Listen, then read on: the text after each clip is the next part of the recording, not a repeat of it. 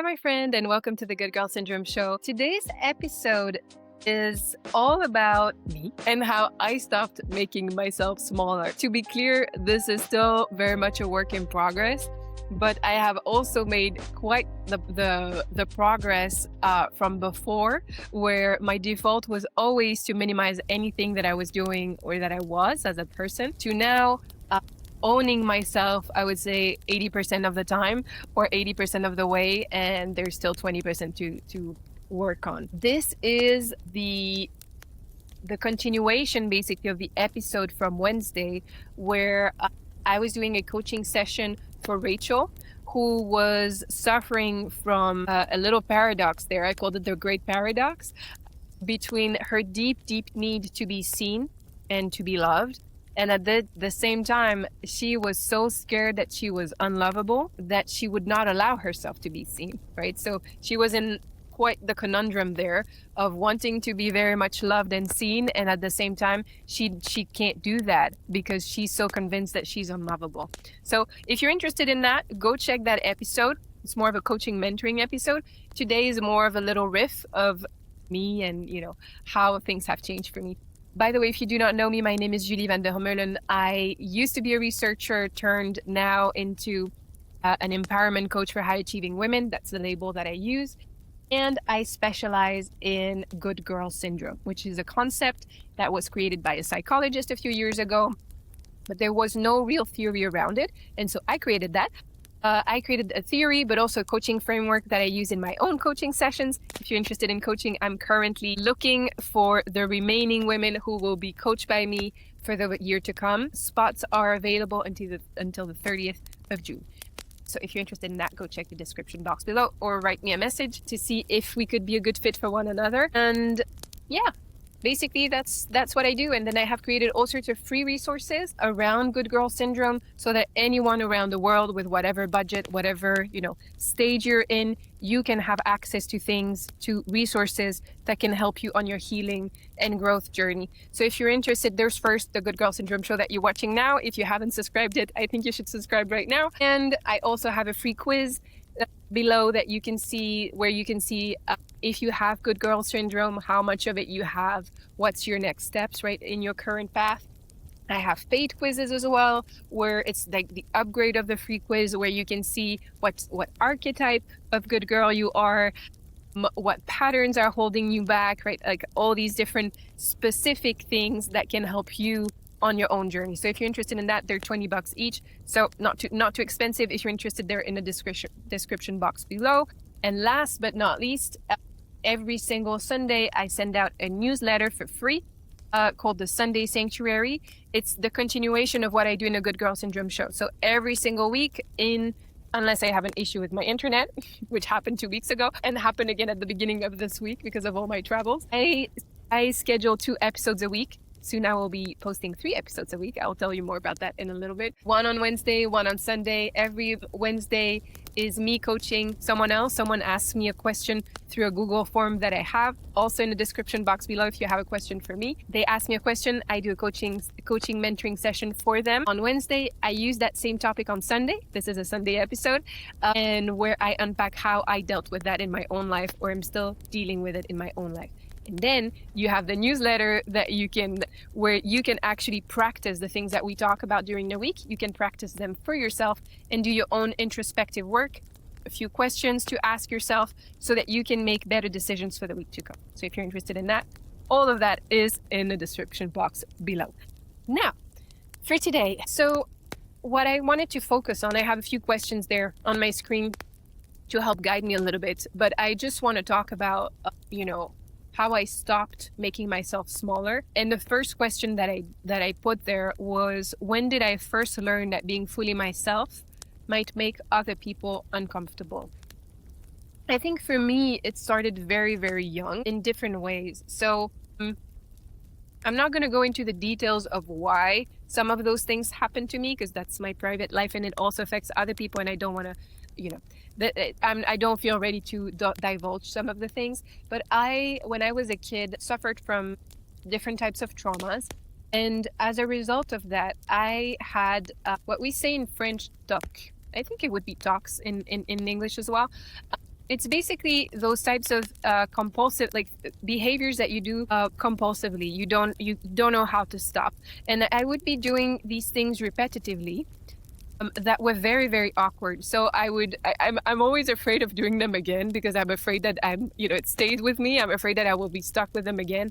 But I had many of those. So one of them was I kept opening my eyes in a very weird way. So I would like, oh, I'm not gonna do it just because I get scared. But so I would really open my eyes and then close and open my eyes, so, which is kind of awkward when you're talking to someone.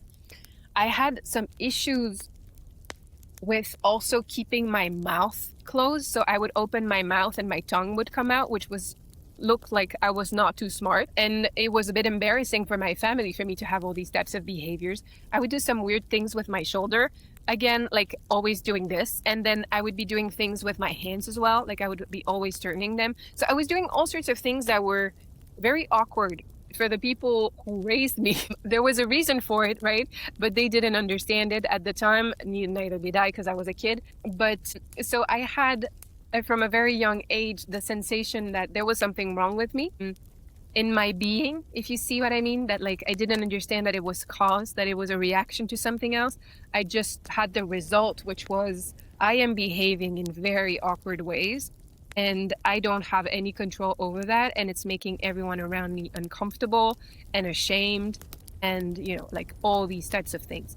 So I think that's where it started. But then also at school, when I was about 7 or 8 years old, I changed schools. I used to be in a local school where we used to live with my parents in the countryside. And then I went to a really good school here in Europe called the European School because my dad worked for the European Commission at the time. Then he worked for the European Council in a low-level job, right? A more technical job, but still we had access. As a result of that, we were very blessed. Both my sister and I could go to a very, very fancy school, which is what we did. And so when I changed schools and I was about, I would think probably 8, perhaps even 9, I felt like I did not belong either at school. Like I was being picked on quite a bit at school from 2 other girls who were supposed to be my best friends, and they were quite mean with me. And so I think that there too, like I had this sensation there too, that being fully me was not something that people wanted to see, and it was making others uncomfortable. And the message was also then I always needed to change something about me to be acceptable. Because either I was making all those strange things with my body that was making other people uncomfortable, and my 2 best friends, who were quite mean to me, were also constantly saying that there was something wrong with me and things needed to change. And I, of course, didn't question it. I didn't realize that, perhaps something was going on for me for the first thing, that there was nothing wrong with me, but there was something wrong with the situations I was dealing with at the time, and including that my friends were actually not my friends and that they were mean. I had no frame of reference for that. So I think if I go to my early life, that's what I can remember at least, where this started showing up. What did shrinking myself used to look like in my life? Back in the day, it was fixing myself. I would say it was always trying to fix the behaviors that I had. So if I think of like my eyes, for example, I was always doing this, like afterwards, right? I was staying like that, because that I could control. Like I could not control if I was like that, but I could control. So I was always like this for, I don't know, I'm laughing now, but it wasn't funny at the time. I was like doing these types of things for my hands. I was like putting them underneath my legs so that I wouldn't be able to shake them. For my shoulders, it was like being very, very tense, keeping them tense so that I would notice if they were moving, all these different things. So I think a big part of that was fixing with my best friends, my 2 best friends that I was mentioning. What did it look like?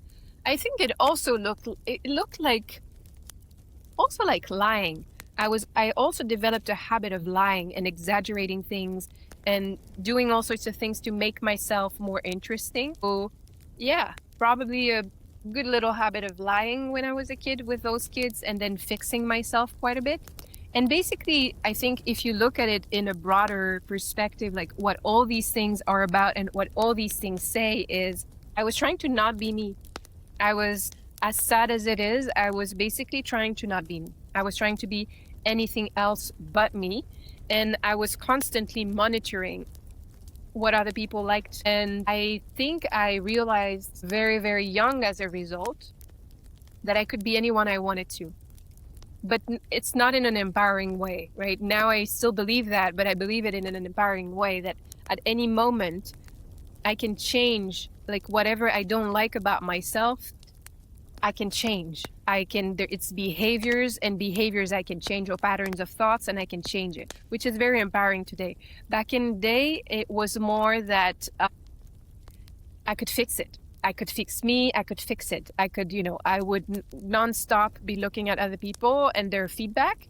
And as a result, I would change who I am, how I feel, I would be like a puppet just so that other people would actually like me and I would feel acceptable. So I think that's what I was doing. And what was I actually trying to protect myself from by doing that? I think I was just trying to be safe. I think with my best friends, it didn't occur to me that I could just change groups of friends. Never occurred to me. And I did that many, many times afterwards, because then I was always attracted to people who did not like me. Like I was like a puppet who was convenient, but they did not like me. And I did not like me either, right? Going back to Rachel's episode from Wednesday. I see you, Rachel. Now you see why I'm saying that I did understand a lot of what you were talking about. And so I think I was protecting myself with my family and the people around me. I think I was trying to not be a nuisance and not, create situations that were uncomfortable for my family, it felt very hard for me to do because that's how I was behaving and I didn't know how to stop it. So I think I was protecting myself from, if it's for me and not for my family, then from me being unloved, or me being criticized, or me being the source of shame for my family, I suppose, something around that. And I think with my friends, I was protecting myself from rejection or from harsh criticism, these types of things. I think in both cases, I received a lot of harsh criticism as a result of who I was and how I was behaving. And my little mind of being a kid thought that the way to stop the harsh criticism was to try harder and to do better and to be different. And, basically, what I did the rest of my life and how I realized I might be a good girl. And, and actually I'm not the only one. Other people have different stories that have created some similar types of patterns. And perhaps I can help myself. And in the process of helping myself, perhaps I can help millions of other people, which is, I'm not helping millions of other people yet. I would love to reach that one day. It's not about the millions. It's just about, if I can help as many people as I can feel good inside their own skin, I think to me, that's my mission in life. It's like, if it will be a life well lived. And it's also a way for me to use my past pain as a way to heal me and heal others, which I find a beautiful purpose for me, for my life. And so I just say millions because I want the number to be as big as it can be. The more people feel good inside their skin, I believe, perhaps it's a naive way to see the world, but I think the more people feel good inside themselves and healed, the less issues we will have in the world, and the more capable and loving and, empowered people we will have in the world to do beautiful things for this world. So that's kind of my mission. So did people love me, or did they love the version of me I made easy to love? I don't think people love me because I didn't even know who I was.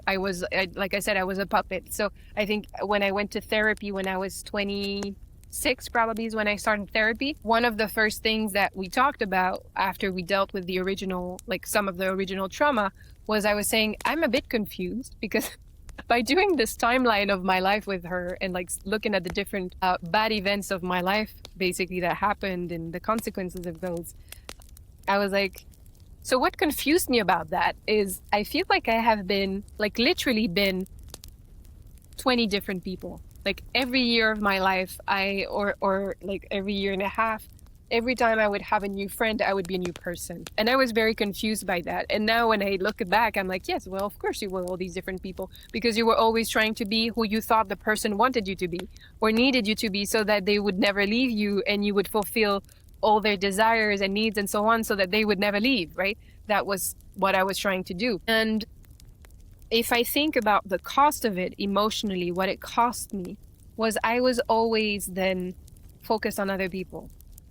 At first, there was immense pain inside of me, but I did not focus on that. I mean, I felt the pain, but I was always trying to fix me so that I could fulfill other people's needs. So I was always looking on the outside for validation, not just that I was good enough, but just that I was trying to be safe. I was trying to have people who love me. So I was just looking to the outside to say, is it okay? Like, am I doing a good enough job so that you will stay? Right? It's very sad.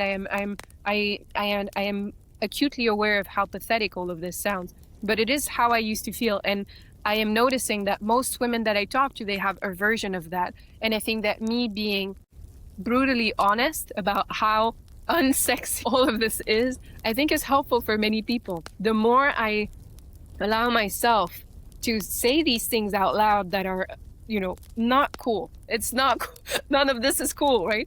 None of this is cool. The more I can see that actually all the cool girls that I get to coach, they have a version of like having been so uncool and so desperate and so something that it made them such high performers, right?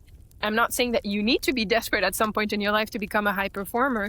I'm hoping not, right? I hope I will not recreate that type of thing with my kids when I'm blessed to have kids. But yeah, it seems to be a pattern that many of us are good girls, the recovering good girls, this community. We are all high achievers, and it's because we've understood that if we fix ourselves, then perhaps, this is how we keep ourselves safe, and this is how we make sure that things go well for us and that we are loved and all these different things. And I'm not saying we should keep them, right? Part of my work is like unlearning that for myself and with others, but I do think it's a part of what is going on for us. And so the reality of it looks like the pathetic things that I'm telling you about how I used to feel. And so when did I realize that I was disappearing inside relationships or conversations? I think I kind of always knew. Yeah, I think I kind of always knew, even as a kid. I could see that I was disappearing. But I thought, because it was a sort of fusion. I would like inside myself. I would feel like I would merge with the person who was in front of me, and in my own mind, it didn't even feel like I was pretending to be someone else. It felt more like I was a shapeshifter. Like there was no me inside. And so I wasn't making an effort. There was just nothing inside, according to me and how it's. So I was just seeing this person and I was thinking, oh, wow, I like this and I like that. And I was learning everything about their world. Like everything that they liked, I was learning to like as well, because I really liked the person. I was so interested in their hobbies. I was so interested in all the things, right? And so I just became like them. It just happened instantly. And I think I always realized that, but I didn't think there was an issue with that. I just thought that was what love looked like. Being completely disappearing into someone else was what I thought was love. And I was very good. And I was very good at it, right? And you can imagine the type of people that I used to hang out around, right? Good for them to love this type of person who merges with them and who has no personality. I was attracted to a specific type of person who was also attracted to me. So it was a nice combo for us. And so what helped me begin showing up more honestly? I think the shift for me started when I started my PhD. And not when I started it, but I think within a year of me doing my PhD, Leo, Leo, my dog, my little chihuahua, if you've seen him before, he's super angry because he's hearing people who are doing, I don't know what, outside. Perhaps you can hear him too. So I think when I went to university, I was in university for a long time before. I have 4 master's degrees before I even started my PhD. But when I started my PhD is when it was one of the darkest moments of my life. I've had a few dark moments, but that was definitely one of them, where I was wondering about the purpose of life and if I even want to be alive, and these very dark thoughts. And I felt like I had nothing to lose, like I had lost everything that mattered to me.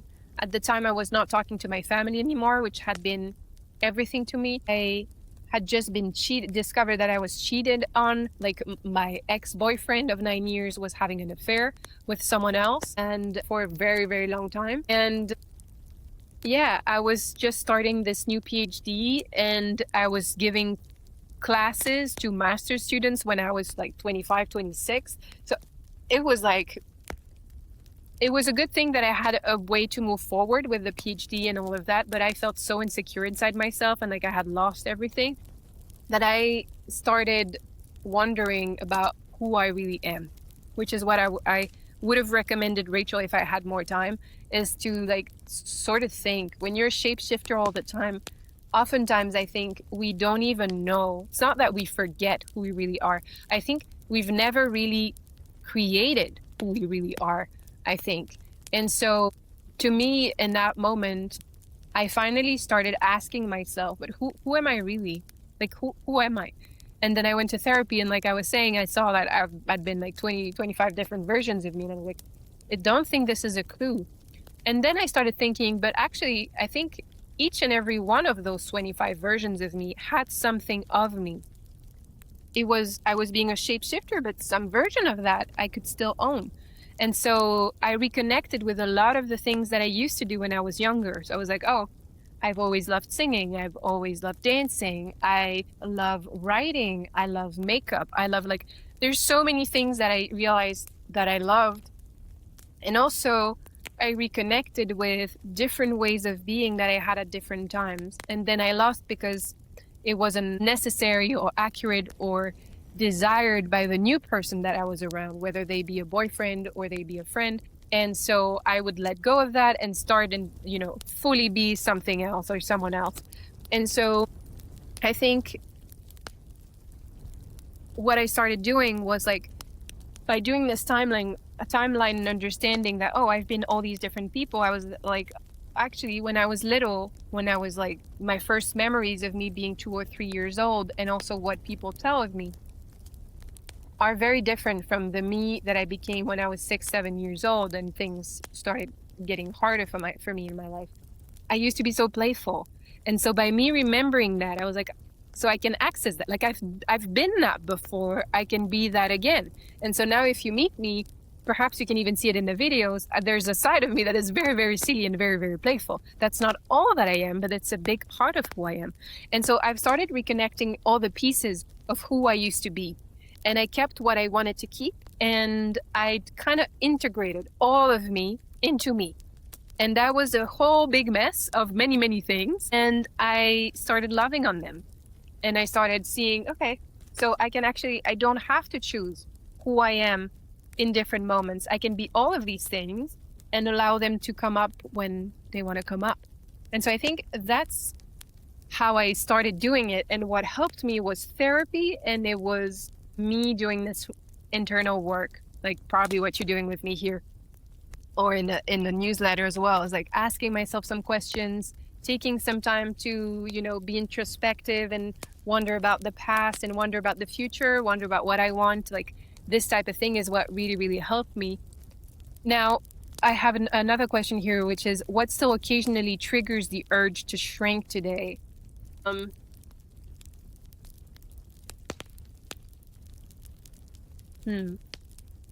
I think, first of all, shrinking today looks different from before. I think shrinking before looked like becoming like someone else or pretending to not be me. A bit like what Rachel was saying on Wednesday. I think nowadays I probably do that still, but I right now I don't have an example. I don't think it's my dominant coping mechanism anymore. I think now it's more that I will go silent. So if you say something and it doesn't resonate with me, and I don't necessarily want to engage in a conversation around why I disagree, but I will not agree, if you see what I mean. Like I will listen, I will hear, and I will let you be with whatever you said. And if you ask me about it, I will tell you the truth.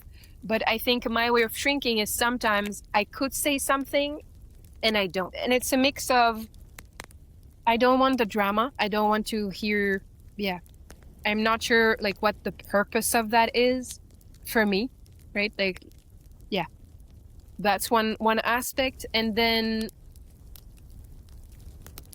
I think it's also because sometimes, because I've been so many people and I've met many different people and I've thought so many different things and I've had so many different beliefs, oftentimes I feel like I don't have an opinion. Like I don't, because I don't know, you know what I mean? Like I don't, it's something that I would need to think about. And I'm also in a reflective mode of wondering nowadays, like, do I need to have an opinion on everything? And I know we are in a world where that's expected many times, especially in small talk and stuff like that. Like, but I genuinely don't have an opinion about a lot of things, and I don't feel like I should. And I don't really want to have an opinion because I don't think that that's the smartest thing that I can do. And so I think perhaps where I shrink is, I could say, you know, I don't really care about this thing, and I won't say it, and I will just be silent and listen and just let the conversation, like it just becomes a little bit of a monologue for a little bit, and I will just listen, even though this is not the most fascinating conversation for me. So I think that's one way that I still shrink today. Is there another way that I shrink? I still feel urges sometimes to feel like perhaps I'm not good enough for this, or, you know, if someone else is taking up all the space, perhaps that's another way that I do it, is if someone takes up a lot of space, I don't tend to try to interrupt and take back the space, which is perhaps a way of shrinking or not taking my whole space. But I do feel like in general, when I'm in a room, whatever room it is, I take my space. Like people come, usually even if someone is more talkative than me, which I can be very talkative if I'm in a mood. I always have a lot of things to say if it's topics that I'm interested in, or that I care about. But I think sometimes I could be more assertive, or I could be more, but it doesn't interest me. So that's something for me to discover, you know, open-ended thing. Perhaps it's a way of me of shrinking, and in 5 years or in 6 months, I'll be like, perhaps I should do something about that. Perhaps there's something there. But it also feels like it's aligned with my values, where I don't know if you've heard of this adage of the most important person in a room is rarely the one who talks the most. I don't know how you say that in English, but there's an adage like that in French and in Greek. And I really, really believe in that. I really believe in that. I don't think that the loudest person in the room is the most important one. And I definitely usually don't think that it's the smartest one either. So I really like being in more of an observant type of role and just speak when I feel like something has not been said. And so I would like to point it out. Or if I think I'm going to be helping someone by saying something, then I'll do it. But again, it's very possible because it's also very convenient, because then being in the observant position means I can also hide. So very possible that it's still in it. Like I said, it's a work in progress for me as well. And then what does taking up space look like for me now? I think the thing is that it's not about taking up space anymore. Like I don't worry about, am I taking enough space or not enough space? And it's just sometimes if I'm in a room and someone else is like, go, like say the thing, go do, then I'm like, oh, should I be taking more space? But it rarely comes from inside of me. Inside of me, I'm not worried about that. I'm just being there. Like that's what I do now. Like I'm there and I'm happy to be there. And if I need to, like I remind myself that this is exactly where I need to be. And I think that's what taking up space means to me today, is that I don't obsess over, am I taking too much or not enough? Like this whole conversation about being too much, not enough, too intense and not intense and all. Like I stopped worrying about that for the most part. I just show up and I am the way that I am. And I think that's what is required. Like I have a bias now towards that. And I think that's what it looks like. And I think that's also why I have so much peace when I'm now presenting or when I'm doing this. Like, I will not overthink it. If you think it's great, great. If you don't think it's great, well, there you go. That's what I had to give today, and that's what it will be. And in the meantime, I keep working on myself and on my things in the background, so that I also know that when I show up, I have things to say, and they probably have some value because I've been working on them. So I think that's what taking space looks for me. Yeah, what's the last thing that I would say? So if I had one thing to say to the woman who thinks, it's too much to be herself, and she doesn't know how to start being her full self. I would say, yeah, I think what I always say, it's like, I think it's time to redefine who you really are, and to like kind of look at yourself in the mirror and look at like, what am I sharing with others? What am I not sharing with others? Is that okay with me? Is that what I want to share and what I don't want to share? Like, and why? And be clear on that. And I think it's completely fine. I don't share, like I was saying in the beginning, there's things that I don't want to share with the world, at least not now, right?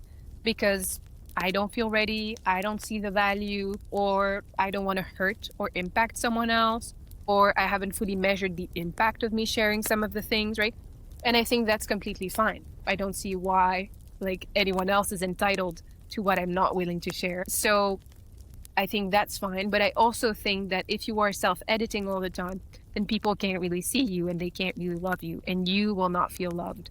And so, because we all have this deep, deep need as human beings to be loved and to feel loved, if you want to be happy in this world, you will have to, at least to a few people, or to one person that you really trust and love, it's important that you can be yourself around. And being yourself means showing the parts of you that you don't particularly like, not just the parts of you that you are proud of. And that is being fully seen.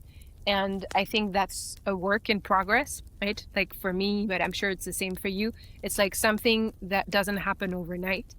It's not something that you choose to do one time. It's something that you have to do day after day after day after day. And it takes courage. It takes courage to be vulnerable and to reveal yourself in that way.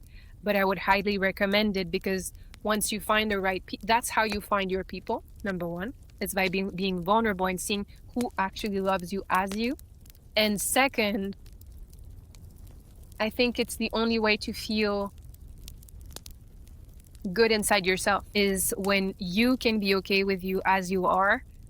And as a result, also, you are capable of receiving true love from other people, because they see you as you are and they love you. And that also gives you a boost, right? It's like both things together. So I would say it's fine if you like, I think many of us have our own version of what I shared before, of like why we are afraid of other people and their judgment. And I think a lot of it makes a lot of sense because it happened and you can't change that. But what you can do is you can believe that there's a lot of lovely people in the world who are also looking for true love. And I'm not just saying romantically, but also as friends. And so if you are honest and if you feel unseen and unloved, you are then secretly looking for true love as well. And the cost of that, in a sense of like how you achieve that, is by actually revealing who you really are. And so I think you being honest with yourself of who you really are, and then aiming to show a little more and a little more and a little more, I think it makes a world of difference. And that's what I would say. I would say embark on a journey. Like, don't make up a story of like how, because you lived through this and this and this, it's hard for you to do that. I know, like it's hard for me too. And it's hard. I'm sure perhaps you have a harder story than mine, very, very possible. And I understand that. And I have compassion for that. And it will not help you. Like clinging to that story of why this is really hard for you is not going to help you. You will need to get over that and see the world as there's someone out there who is made for me, who is waiting for a friend or a girlfriend or a boyfriend like me, right? And you may believe it on some days and not believe it in on other days, and that's completely fine. But I think you walking in that direction is going to make a world of difference for you. Aim to believe in that, and you aim to walk towards that. Because I think once you do, it's not always easy, it's not always fun, but at the end of the day, you will feel so, so much better about yourself. Yeah. That's my recommendation to you, my friend. I hope this was useful, that it was helpful, that it resonated with you. And I do hope you show a little bit more of yourself. If you want to start here, you can start by commenting here or replying to my emails. I will see you and I will not judge you. Doesn't matter what you tell me. So If that's how you want to start, please feel welcome to. I'm your friend. I'm your supporter. Even though I do not know you, I'm rooting for you. And I'm very, very grateful for you and all the love that you give me by watching these videos, by liking, by commenting, by subscribing, by any little thing that you do for me. I appreciate you deeply. Sending you tons of love. Enjoy your Sunday. And I will see you next week for the Wednesday episode. Bye, my friend. See you.